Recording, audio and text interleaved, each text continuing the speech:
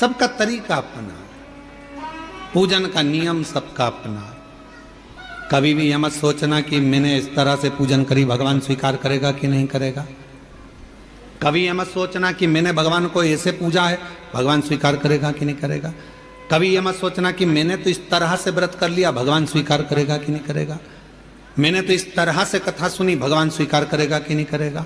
बस निवेदन है, मन पवित्र रखना, भगवान स्वीकार लेगा।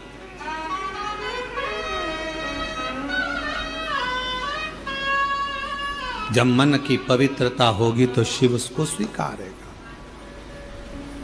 शंकर स्वीकारेंगे। और किसके पीछे शिव आते हैं, भगवान किसके पीछे आते हैं? तो कहा माल वाले के पीछे मानव आता है, मनुष्य आता है। कुर्सी वालों के पीछे मनुष्य जाता है, दुनिया जाती है। माल वाले, तुम्हारे गांव में अगर कोई पैसे वाला होगा तो उसके पीछे लोग बहुत आएंगे, अरे साहब सेठ जी, सेठ जी, सेठ जी, सेठ जी, सेठ जी। काय का सेठ? सेठों में सेठ सांवरिया सेठ, बाकी के जितने सब डुप्लीकेट। जो सांवरिया सेठ ने करा वो आज का सेठ करता है? बोलो जम के। सांवरिया सेठ ने नानी बाई का 56 करोड़ का मायरा भरा था और एक बार के नहीं बोला कि मैंने 56 करोड़ का मायरा भरा। आज का जमाने में जितने सेठ है वो अपनी बहन के घर का भर ले, वो ही बहुत बड़ी बात है। वो अपनी बहन के घर का मायरा भर ले, बहुत बड़ी बात है। और कहने को सेठ जी, सेठ जी, सेठ जी, सेठ जी। कोई सेठ नहीं, सारे डुप्लीकेट। सेठों में सेठ, जम के बोलो जरा, सेठों में सेठ, सांवरिया सेठ, बाकी के सारे सेठ डुप्लीकेट। और कई सारे सेठ बैठे होंगे, उनको बुरा लग गया होगा। सेठ है वो। माल वाले के पीछे मनुष्य जाता है, माल वाले के पीछे, कुर्सी वालों के पीछे दुनिया जाती है। दुनिया पैसे वालों के पीछे जाती है, माल वालों के पीछे जाती है और कुर्सी वालों के पीछे जाती है। पर मेरा महादेव माल वाले के पीछे नहीं जाता, मेरा महादेव माला वाले के पीछे जाता है, भजन वाले के पीछे जाता है, आसन वाले के पीछे जाता है। जो माला जपता है मेरा महादेव उसके पीछे चला जाता है, मेरा महादेव उसके पीछे चलता है।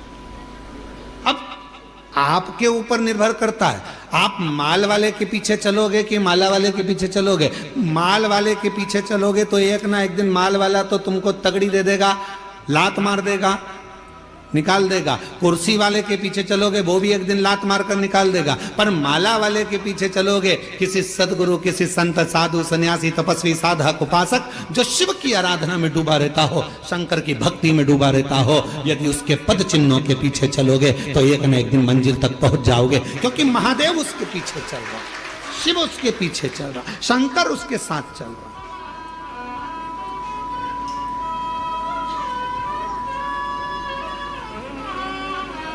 उस महादेव की भक्ति में एक महिला ने पत्र लिखा, देखो, अगर कोई मिल जाए, शिव का उपासक कोई मिल जाए, शंकर की भक्ति करने वाला यदि कोई मिल जाए तो एक बार उसके पीछे चलने का प्रयास करना, तो जिंदगी का सारा सुख तुम्हारे कदमों में होगा, वो सब दे देगा। जो माल वाला नहीं दे सकता वो माला वाला दे सकता है। माला वाले के पीछे तो महादेव भी चलते हैं, जपेगा, भजेगा, स्मरण करेगा, पूजेगा।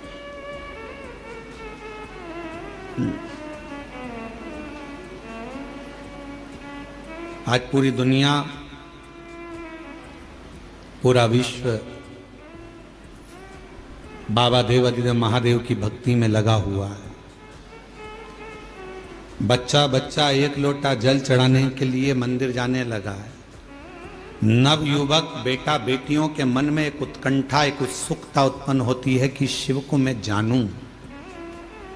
बुजुर्ग माता पिता के मन में भाव आता है कि टीवी चालू कर दो, मुझे शिव पुराण सुनना है। शिव पुराण। कल एक पत्र था एक बहन का, अब वहाँ पत्र को ढूंढना पड़ेगा बहुत सारे पत्रों में, तो कहीं अगर यहाँ बैठी हो तो वो बिना कथा के रह नहीं सकती, बिना कथा के।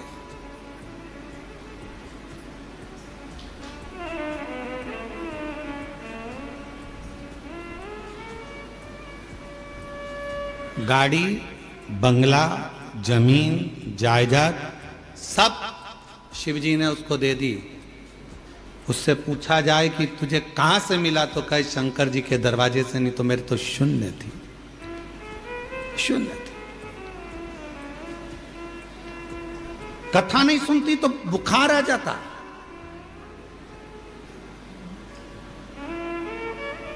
बच्चे लोग परेशान, जब कथा नहीं आती तो बच्चे लोग उसको मोबाइल में चालू कर दे देते कि 5-10 मिनट मेरी माता को सुन लेने दो। वो यहाँ बैठी होगी, बच्चे जहां कथा होती है बच्चे लोग कह देते हैं ये नहीं जाएगी तो मर जाएगी, इसको ले जाओ कथा में। बच्चे लेकर आते हैं। बाबा ने दे दिया सब भंडारी में। ललकता दामोदर प्रसाद साहू जी के मन में थी, तो धनोरा से भगवान शिव ने इनके मन की बात को जान लिया। शायद धनोरा वासी बड़े किस्मत वाले होंगे जो आज शिव महापुराण की कथा के यजमान बनकर कथा का रस तत्व ग्रहण कर रहे। ये शिव तत्व है, ये भगवान की अविरल भक्ति है।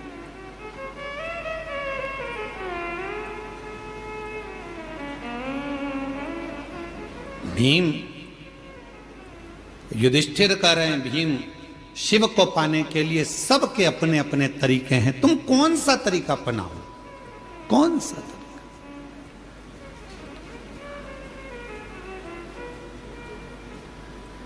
हमने कथा में कहा था 2 परीक्षा होती है, एक होती है लिखित परीक्षा, एक होती है जम के बोलो मौखिक परीक्षा। लिखित परीक्षा में थोड़ी बहुत नकल हो सकती है, पर मौखिक परीक्षा में नकल होगी क्या? बैठे हो सामने, परीक्षा लेने वाला सामने बैठा है, चल ये क्वेश्चन है, इसका उत्तर दे। रामू के काका की काकी का मायका कहां था बता, चक्कर खा गया। महाराज लिखित परीक्षा में नकल हो सकती है, पर मौखिक परीक्षा में नकल नहीं होती है। लिखित परीक्षा में नकल कर कर लोग प्राप्त करे ना करे वो अपनी जगह है, और लिखित परीक्षा का एक एक अंक मिलता है, कटता है, फिर मिलता है, कटता है, कुछ मिलेगा कुछ कटेगा। पर मौखिक परीक्षा जब ली जाती है, सामने वाले व्यक्ति को अगर पसंद आ गई उसकी बात, उत्तर, तो समझ लो कि पूरे नंबर अच्छे मिल जाते हैं और पूरा रिजल्ट अच्छा आ जाता है। उसी तरह शिव महापुराण की कथा कहती है, आप अगर लिखित परीक्षा नहीं दे सकते, मतलब आप बहुत घंटों तक बैठकर भजन नहीं कर सकते, तप नहीं कर सकते, साधना नहीं कर सकते, व्रत नहीं कर सकते, उपासना नहीं कर सकते, तो मौखिक परीक्षा करो। अपने घर पर 5 मिनट बैठो और श्री शिवाय नमस्तुभ्यम का जाप करो। जब तुम्हारे मुख से श्री शिवाय नमस्तुभ्यम निकलना प्रारंभ होगा, तब सामने जो एग्जाम लेने बैठा है मेरा देव अधिदेव महादेव, वो तुम्हें पास कर देगा और तुम्हें उन्नति की सीढ़ी पर चढ़ा देगा।